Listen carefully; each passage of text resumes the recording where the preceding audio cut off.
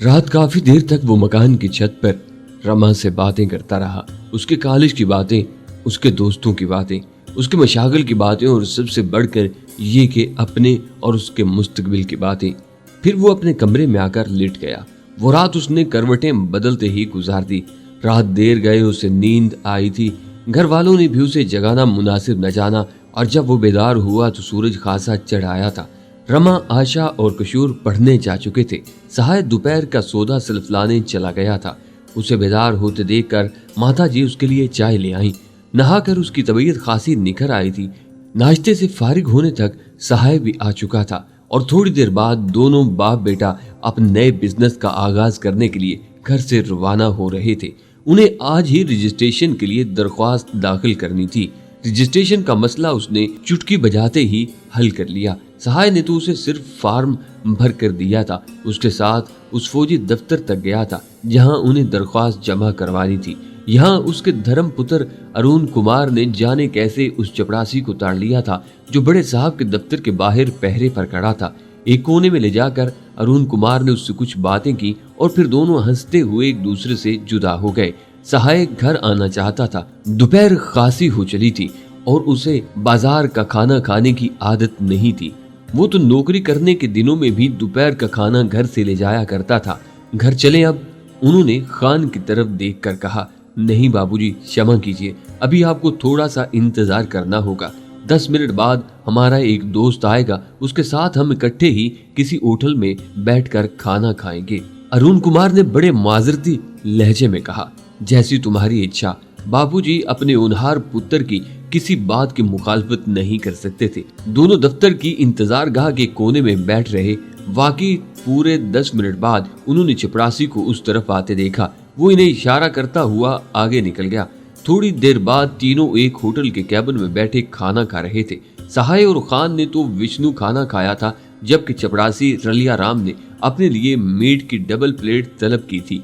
वो इन दोनों के सामने इतनी डटाई से खाने पर टूटा हुआ था जैसे इनका कोई तरीना और बेतकल्लुफ किस्म का आशना हो। खान ने उसे अपनी मजबूरी बताई थी कि शरीफ लोग होने के नाते वो दफ्तरों के चक्कर नहीं लगा सकते और यहीं अगर मामला खत्म हो जाए तो बेहतर है। हम किसी का हक नहीं मारेंगे भाई साहब, लेकिन गरीब लोग हैं और नया नया धंधा शुरू कर रहे हैं। उसने करीबन गिग्याए हुए रलिया राम से कहा। आप शरीफ आदमी हैं महाराज, हम आपका काम करवा देंगे। खासी रद्दोकत के बाद मामला 2000 पर ठहरा। खान ने उसी वक्त 1000 रुपया उसे दे दिया और रुलिया राम ने एक हफ्ता बाद आकर रजिस्ट्रेशन ले जाने का कह दिया।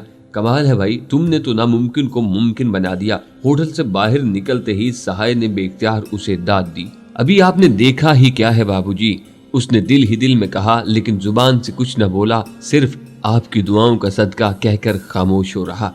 बाबूजी के साथ जब वो घर वापस पहुंचा तो सभी घर आ चुके थे। किशोर अपना डेक दिखाने के लिए कॉलेज के 2-3 लड़कों को साथ लाया था और इन पर खासा रोब झाड़ रहा था। खान ने शाम तक का वक्त इन लोगों के साथ गुजारा, फिर एक काम का बहाना करके बाहर चला आया। थोड़ी देर के बाद वो सफदरजंग रोड की जानिब सड़क के उस हिस्से की तरफ जा रहा था जहां सरकारी दफातर बने थे। वहीं उसने टैक्सी रोकी और पैदल ही उतरकर एक तरफ चल दिया। दफातर में छुट्टी का वक्त हो चुका था और ये शाहराह खासी मसरूफ दिखाई दे रही थी। उसने जानबूझकर 15-20 मिनट मजीद जाया कर दिए। फिर मुख्तलिफ ब्लॉकों का चक्कर लगाकर एक 3 मंजिला इमारत के सामने रुक गया। उस इमारत के बाहर अंग्रेजी हरूफ में एक छोटा सा बोर्ड लगा था जिस पर नेशनल रिसर्च सेल लिखा था।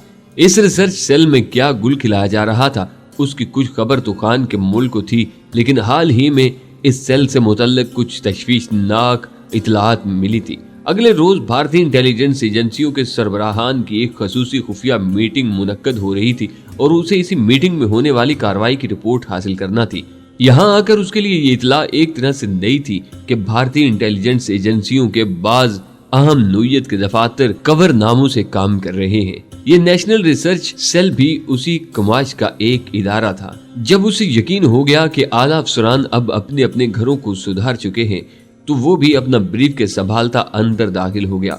यहाँ मेन गेट पर सिक्योरिटी के इंतजामात इतने मासूमाना किस्म के थे कि खुद खान भी एक लम्हे के लिए ये सोचने पर मजबूर हो गया, क्या नेशनल रिसर्च सेल की बजाय वाकई ये कोई इल्मी तहकीकाती इदारा ही तो नहीं, क्योंकि अभी तक किसी ने उसे चेक नहीं किया था। वैसे उसे इस बात का अंदाजा हो गया था कि यहाँ ज्यादातर उन्हीं लोगों की आमदोरफ्त रहती है जो इस दफ्तर के मामलात में अमल दखल रखते हैं, इसलिए शायद उसे भी उन्हीं लोगों में से कोई समझा जा रहा था, क्योंकि उसने अभी तक अपनी किसी हरकत से खुद को एबनॉर्मल जाहिर नहीं किया था और इसी तरह बेधड़क अंदर घुस रहा था जैसे वो कोई बहुत बड़ा सिक्योरिटी ऑफिसर हो। उसके दाएं बाएं भी लोग आ जा रहे थे, लेकिन शायद ही किसी ने किसी से बात की हो। खान ने भी कुछ पूछना मुनासिब न समझा। वो एक राहदारी में चल रहा था जिसके दोनों इतराफ कमरे बने हुए थे। इन कमरों के बाहर मुख्तलिफ ओहदों के साथ मुख्तलिफ नामों की तख्तियां लगी हुई थी और जल्द ही उसे अपना मद्दा पूरा होता हुआ नजर आया। एक कमरे के बाहर director research cell mister K D. Malhotra लिखा हुआ था। कमरा बज़ाहिर बंद नजर आ रहा था, लेकिन उसके बगली कमरे में किसी की मौजूदगी का एहसास होता था। एक लम्हे के लिए उसने कुछ सोचा, फिर उस कमरे में जा घुसा। एक मेज के कोने पर बैठी एक टाइपिस्ट लड़की टाइपराइटर पर उंगलियां चला रही थी और उसके सामने वाली कुर्सी पर एक बाबू बैठा था। टेलीफोन धरे थे और एक कोने में ट्रांसमीटर सेट धरा था। यूं लगता था जैसे किसी ने जल्दी में यहाँ रख दिया, वरना शायद ऐसी गलती ऐसे महफूज इदारे में कभी भी न की जाती। उसे अंदर दाखिल होते देखकर दोनों चौंक उठे। कैप्टन शुक्ला। उसने दोनों को कुछ पूछने का मौका दिए बगैर कहा, मुझे मिस्टर मल्होत्रा से मिलना है। जैसे ही उसके मुंह से कैप्टन के अल्फाज निकले, वो दोनों अपनी अपनी जगह मुअद्दब खड़े हो गए। सर, वो तो आफ कर चुके हैं। मर्द ने जो गालबन सेक्रेटरी था जवाब दिया। ओह माय गुड लक, मैं तो श्रीनगर से आया था, कुछ पेपर हैंड ओवर करने हैं। फ्लाइट लेट हो गई और आज रात ही मुझे टेक ऑफ करना है। उसका लहजा बिल्कुल फौजी किस्म का हो रहा था। मेरा ये फर्स्ट विजिट है, खैर कल सही। ओके सर, सेक्रेटरी ने खड़े खड़े कहा। Thank you, it is confidential. उसका लहजा खासा बावकार हो गया था।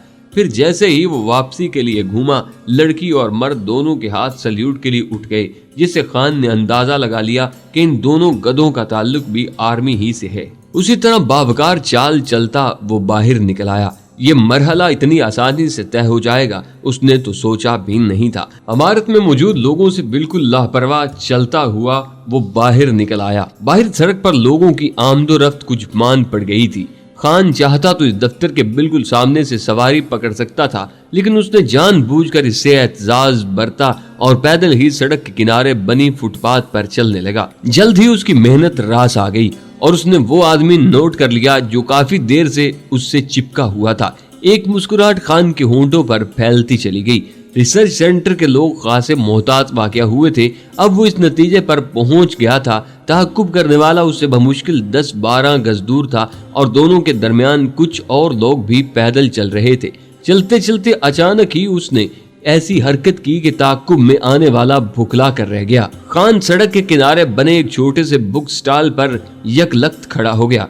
ताक्कुब में आने वाले के पास सिवाय उसके और कोई रास्ता बाकी न बचा था कि वो अपनी धुन में उसी तरह आगे निकल जाए, क्योंकि खान ने उसे खासा करीब आने का मौका देकर यह हरकत की थी। और जैसे ही ताक्कुब में आने वाला उससे आगे निकला, वो बड़ी तेजी से दाहिनी तरफ गली में घूम गया। उस गली में आमदोरफ्त कुछ ज्यादा ही हो रही थी। खान ने इतनी तेजी से मुख्तलिफ आने जाने वालों के आगे पीछे होकर पोजीशन बदली थी कि जब ताक्कुब करने वाले ने मुड़कर देखा तो वाकई वो चकरा कर रह गया। उसने लोगों की भीड़ में दूर दूर तक नजरें दौड़ाई, लेकिन कैप्टन शुक्ला को तो जैसे जमीन खा गई या फिर आसमान ने निगल लिया था। उस गली में वो रुका नहीं। बड़ी तेज रफ्तारी से उसने मुख्तलिफ गलियां बदली थीं और अब टैक्सी में सवार किसी नामालूम समत की तरफ जा रहा था। 1 घंटे में 3 मुख्तलिफ टैक्सियां बदलने के बाद वो उस कॉलोनी से कुछ फासले पर बनी दूसरी कॉलोनी में उतर गया और टैक्सी की नजरों से ओझल होने के बाद पैदल चलता अपने घर की तरफ आ गया। उसके घर पहुंचने तक खाना तैयार हो चुका था और अब लोग उसी के इंतजार में बैठे थे। थोड़ी देर बाद ही वो सब टीवी के सामने बैठे खाना खा रहे थे। उसी दौरान सहाय ने खान के आज के कारनामे उन लोगों के गोश गुजार कर दिए थे और अब वो उन्हें उसके सामने कंधे मुकर्रर के तौर पर दोहरा रहा था। बाकी सब तो उसकी तारीफ में रत्बुल लिसान थे, जबकि खान इस तरह नजरें झुकाए बैठा था जैसे अपनी इस हरकत पर शर्मिंदा हो। खाना खत्म होने पर वो रमा के साथ उसके कमरे में चला आया। देवी जी, अगर आपको फुर्सत हो तो मैं आपकी खूबसूरत सोहबत हासिल कर सकता हूँ, उसने रमा से कहा। जवाब में रमा सिर्फ लजा कर रह गई। मेरे ख्याल से आपको आज दिल्ली की सैर न करवाई जाए, अरे क्यों नहीं बेटा, जरूर जरूर, मिसेस सहाय ने अंदर दाखिल होते हुए कहा। उनके लिए यह बड़ा ही नेक शगुन था अगर उनका धर्म पुत्र उनकी पुत्री को पसंद करने लगे। इससे पहले और किसी को खबर हो, मेरे ख्याल से हमें निकल जाना चाहिए। क्यों माताजी? हाँ हाँ, जाओ बेटा, मिसेस सहाय ने शर्माती ले जाती रमा से कहा और खुद कमरे से बाहर निकल गयी। मैं जरा कपड़े तो बदल लूं, रमा ने अपनी जगह से उठते हुए कहा। अरे अरे, ये गजब न ढाना, मैं तो पहले ही फिक्राना मुकम्मल छोड़कर मुस्कुरा दिया और रमा एक मर्तबा फिर शर्म से दोहरी हो गई। थोड़ी देर बाद वो दोनों एक टैक्सी में करोल बाग की तरफ जा रहे थे। रमा ने उस वक्त वही साड़ी पहन रखी थी जो खान उसके लिए खास तौर से खरीद कर लाया था। जब साड़ी पहनकर वो बाहर निकली तो खान को अपनी आंखों पर यकीन न आया। क्या जमीन का कोई बासी इतना हसीन भी हो सकता है? उसने सोचा और रमा की तरफ देखता रह गया। ये लड़की इस बुरी तरह से उसके ज़हन पर छा रही थी कि वो खुद को इसका कोई मामूल जानने लगा था। करोल बाग पहुंचने तक खान पर एक बेखुदी की कैफियत तारी रही और इस कैफियत के ज़ेरे असर वो रमा से दुनिया भर की बातें करता रहा। उसने अपने स्कूल और कॉलेज के ज़माने में शायरी को कभी चखा तक नहीं था, लेकिन आज जैसे उसे मीर और गालिब के तमाम दीवान जुबानी अजबर हो गए थे। उसने सोचा गजल वाकई इतनी खूबसूरत ही होती होगी। क्या देख रहे हैं आप इस तरह? उसकी महवियत ने रमा को भी चौंका दिया। तुम्हारी आंखों में जीती जागती जिंदगी देखकर सोचता हूँ रमा कि क्या यही वो आंखें हैं जिन्हें देखकर किसी शायर ने इनमें डूबकर मर जाने की आरजू की थी। सच रमा, वाकई तुम्हारी आंखों में डूबने के बाद जिंदगी बेमानी सी शय बनकर रह जाती है। रमा को तो जैसे सकता हो गया था। उसके कान की दोएं सुर्ख हो रही थी क्योंकि उसने सिख टैक्सी ड्राइवर को अपने सामने लगे शीशे में मुस्कुराते हुए देख लिया था। शायद वो इन दोनों की बातें बड़े गौर से सुनता आया था। बस कीजिए, रमा ने उसके बाजू को छूकर शायद ड्राइवर की मौजूदगी का एहसास दिलाया था। बाग से कुछ पहले ही उन्होंने टैक्सी छोड़ दी। रमा ने कुछ न पूछा, उसके साथ चलने लगी। कमाल है भाई, कम से कम ये तो पूछ लो हम जा कहाँ रहे हैं। क्यों क्यों पूछूं कुमार जी, जब आप पर विश्वास कर ही लिया तो मैं अपने मन में आपके मुतल्लिक कोई शक शुबा क्यों रखूं? फिर आप ही तो एक हैं जो मेरे जीवन में आए। इस खाली खाली जिंदगी में कितना खला था आपके बगैर। आप नहीं जानते मैंने कितनी तपस्या की आपके लिए, आप जैसे किसी के लिए। अब मेरी तपस्या सफल हुई है तो मैं कुछ सोचने के लायक रही ही नहीं। जितने एतमाद से रमा ये बात कर रही थी उसने खान को बुखला कर ही रख दिया था। ये मजाक इतना संगीन भी हो सकता था उसने कभी सोचा ही नहीं था। अपनी तरफ से तो वो चहलकदमी और तन्हाई का जवाब पैदा करने के लिए ही रमा को लाया था और अब उसके साथ बातें करता दोनों इतराफ फैली कोठियों की गिटार पर नजरें डालता चला जा रहा था।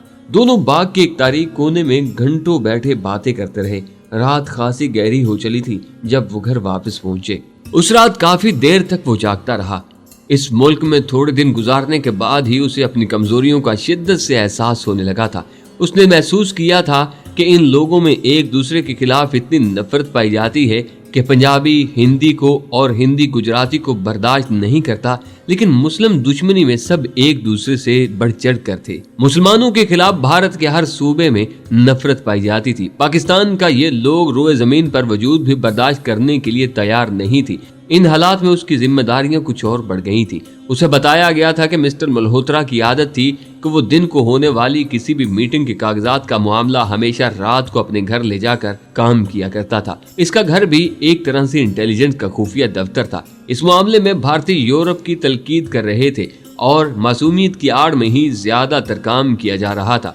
खान ने मल्होत्रा का ब्रीफकेस बहर सूरत उड़ाना था क्योंकि उसमें अहम नोयत की मीटिंग की तमाम कार्रवाई दर्ज थी जो भारत में पाकिस्तान के खिलाफ पकने वाली खिचड़ी पर मुश्तमिल थी। भारत को पाकिस्तान तोड़ने का दरीना ख्वाब पूरा होता नजर आ रहा था। तारीख तेजी से अपनी समत बदल रही थी। एक अनदेखी तबाही पाकिस्तान पर मुसल्लत हो रही थी और अरबाबे बस्तो कुशाद आंखें बंद किए चैन की बांसुरी बजा रहे थे। अगले रोज अलल सुबह जब उसकी आंख खुली तो घर के नजदीक मंदिर के स्पीकर गला फाड़ फाड़ कर चिल्ला रहे थे। साथ वाले कमरे से उसे हल्की हल्की बड़बड़ाहट सुनाई दे रही थी। शायद मिसेस सहाय कोई अश्लोक पढ़ रही थी। फिर उसे अपने कमरे की तरफ आते कदमों की चाट सुनाई दी। उसने दोबारा आंखें मूंद ली। अगले हीले में दरवाजा खुला और मिसेस सहाय अंदर चली आई। उसने खान के सरहाने खड़े होकर उन्हीं अश्लोक का जाप करना शुरू कर दिया। फिर उस पर फूंक मार कर वापस चली गई। वो दिल ही दिल में मुस्कुराए बगैर न रह सका। खुदा जाने मिसेस सहाय ने क्या पढ़कर उस पर फूंका था, लेकिन ये अंदाजा उसने पहले ही रोज लगा लिया था कि माँ का रिश्ता ख्वाए उसकी बुनियाद कितनी ही कमजोर क्यों न रही हो, बहुत नाजुक भी होता है और बहुत पायदार भी। नाश्ता सबने इकट्ठा किया। ये बज़ाहिर मजहबी किस्म का घराना था और खान को भी बादल नख्वास्ता उनके साथ पाठ में शिरकत करना पड़ी। रमा के साथ ही वो बाहर आया था। उसने रमा को कॉलेज ड्रॉप करके फिर अपने काम से आगे निकल जाना था। दोनों कॉलोनी से अभी चंद कदम दूर ही गए थे कि अचानक ही रमा ठिठक कर रुक गई। उसकी नजरें सामने एक रिक्शा से उतरती लड़की पर जमी की जमी रह गईं।